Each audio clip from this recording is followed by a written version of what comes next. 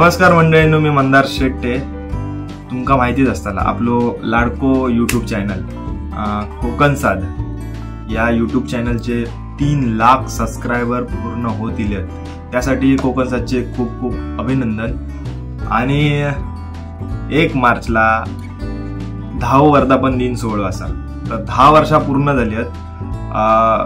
आतापर्यंतच्या प्रवासात तुम्ही तळागाळातले बातमे जे असत ते लोकांच्या घराघरात पोहोचवलास, त्याबद्दल खूप खूप धन्यवाद.